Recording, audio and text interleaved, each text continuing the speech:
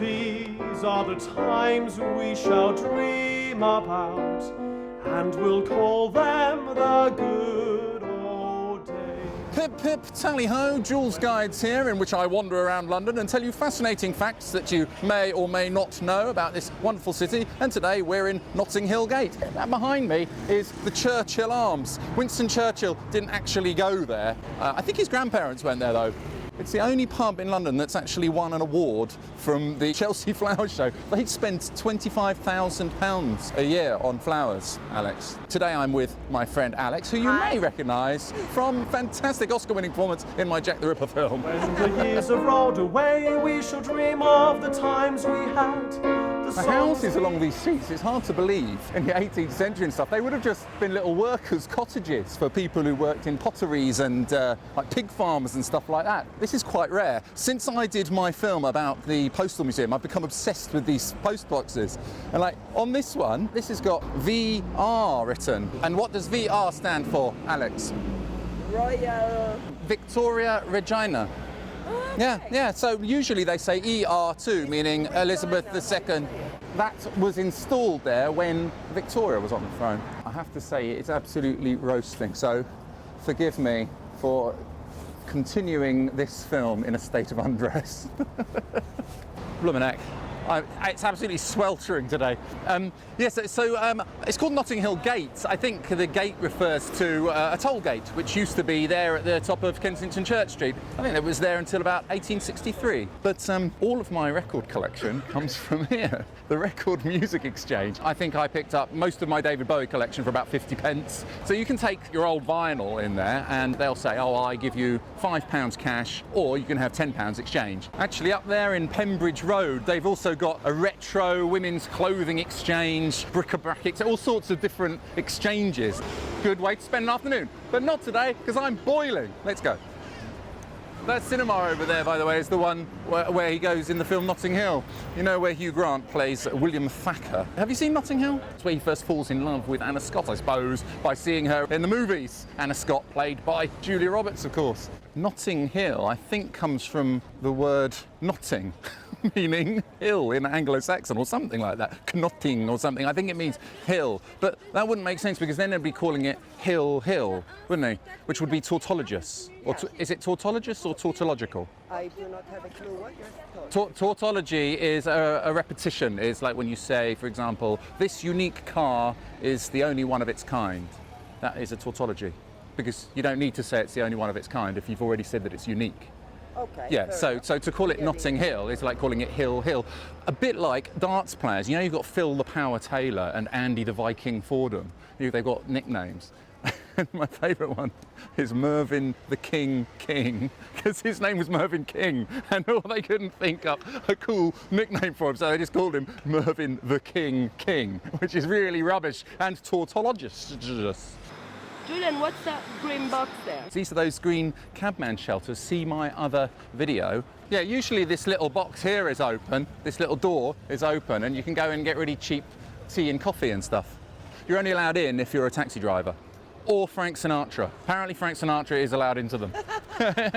They're listed buildings. Listed buildings, you can't get rid of it. So while we're together, let us laugh at the weather and whatever the gods may bring. So in case you're wondering why this is Ladbroke Grove, it's because it's named after James Ladbroke, whose idea it was to turn all these properties and everything into his garden city thing. And around 1820, he owned a lot of the property around here. It was a sort of model scheme which would have houses, beautiful little pleasure gardens, he called them, which are private gardens just for the residents. And this church here, St. John's, was the mainstay of his development. So this is no, we're not allowed in. That's private. That's for special people. That is. So these gardens. I think this is actually the largest private garden in London, Ladbroke Square Gardens. And if you live in one of these houses, you're allowed into them. Look, it says ER7, Edward Rex 7. So this one is from Edward VII.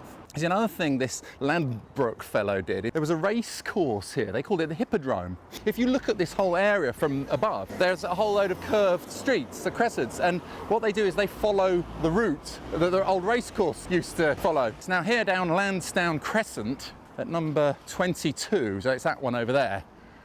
That's where Jimi Hendrix died in 1970, I think. Was it drugs? Vomit? He choked on his own vomit after having played a final gig at Ronnie Scott's. Then he came back here to what was a hotel back then. I think now it's a private house. He was discovered in the morning. Yeah, he had a paternity case going on, a contract dispute with his record company.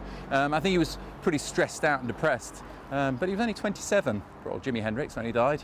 All our youth is but memories, and the years bring. It looks like a cake. It looks like it's been iced with blue icing or something. This is Rosemead Road, but this is the one where in Notting Hill, you know when Julia Roberts and Hugh Grant, they come and try and climb over one of the garden gates. Oh no, they're actually allowed in. These are proper special people. Oops, daisy. It's not a good idea to try it in real life, I have to say, for many reasons. One of which is that you'll get into a lot of trouble, and the other one is that you can probably hurt yourself quite badly. But they're lovely little gardens, aren't they? Just around the corner from Ladbroke Grove Station, which is in Lansdowne Street, is the new location of the Museum of Brands and Advertising. There was a guy called is he Robert Opie or something? I can't remember his name. It's his private collection. He just has all these beautiful ornate containers for perfectly boring stuff like shoe polish and things like that from Victorian times. Wind pills for seasickness, exhibits from the 1851 Great Exhibition. It's like rat poison from 1900s and things like that. Really nice designs on the boxes and the containers. Mamma mia, who took the time to go up there and just do those hieroglyphics? Someone Egyptian. Surely, Yeah. surely. They've been there since Egyptian times. Let's come and have a look at this famous bloomin' blue door then. You see the blue door there, number 280, Westbourne Park Road. That is the famous blue door in the film Notting Hill, where Rhys Ifans arrives in his underpants. You know that scene? Perfect, wonderful. Now, you need to do one wearing your underpants. Thank you. No problem. So now here on Blenheim Crescent is the actual original bookshop, the real travel bookshop on which Richard Curtis based the film Notting Hill, because the Blue Door, I believe, is where Richard Curtis really lived in real life. That used to be his house. This lovely spice shop is definitely worth a visit. Have you ever been in here? It smells amazing. This is honestly, it's like it's just spice. Just spice, all loads of spices, and it just smells incredible. Curries, what we have starting here, 40, 50 different curry blends. Then all the other blends like chicken seasonings, lamb seasonings, different potato seasonings, and so on. I mean, I find it amazing that, a shop this small in in an area where presumably the rent costs a fortune. I've always walked past and thought to myself, I'm so glad that this is still here. But it's popular. We're still kicking on, and good job. Hopefully for a long time. I hope so too. Believe me, fellas, these are the times we shall dream about. And number 142, Portobello Road, is the famous travel bookshop from the film Notting Hill. Actually, it's only where they filmed it. And it doesn't have a blue door opposite. The blue door is down there. But really, it's not a bookshop. It's even though it says travel bookshop, it's just one of those tacky souvenir shops. Anyway, that's where they filmed it. Now, up that end, towards Notting Hill, is more kind of antiques and stuff like that. And then the bit that I actually prefer is up the other end, the more towards the Ladbroke Grove end, which is more kind of markety, bric-a-brac, old second-hand stuff, like it used to be in my day. I remember those days. It's completely changed. For 50 years. Who's she? My mum. That's your mum? Yeah. And she passed away 4 years ago with lung cancer. Oh. So No, I've been coming I'm down carrying here on since I a was a little store. tot. what do you sell? Vintage. Vintage clothes. Oh, isn't there? No, it's not many authentic cockneys left. No, there's No, I all never. moved out. All moved out. A lot of them are dead anyway. Is it still as good now down Portobello? Nah, it's nothing like it used to be. Well, what did it used to be like? Well, you used to have all the rag and bone stalls sort of thing, and all fix things up for a penny and Now all that. we've got all the food here. Now you've got all the food, and that's destroyed a lot of it. Ain't no sunshine when she's gone. This is where he walks along in the film, isn't it? Oh, yes. So that song plays. We missed the various. We've got only summer. Yeah, I have to come back when it's snowing. Oh, is that for me? Yes. That's extremely kind of you. Thanks. What's your name? My name is Francesco. Francesco. Piacere, Francesco. Piacere. Giuliano. Giuliano, molto piacere. Alessandra. Di Roma. Oh, sole mio, sta in fronte a te. Bravissimo. Bravo. Grazie. The single's out next week, folks. Next week, Joolz and song. Juice and song. Get it here.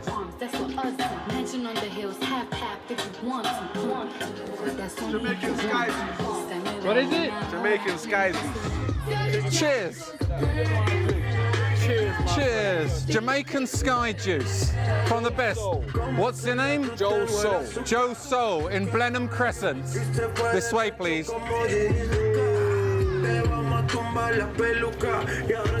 That's good. Cheers.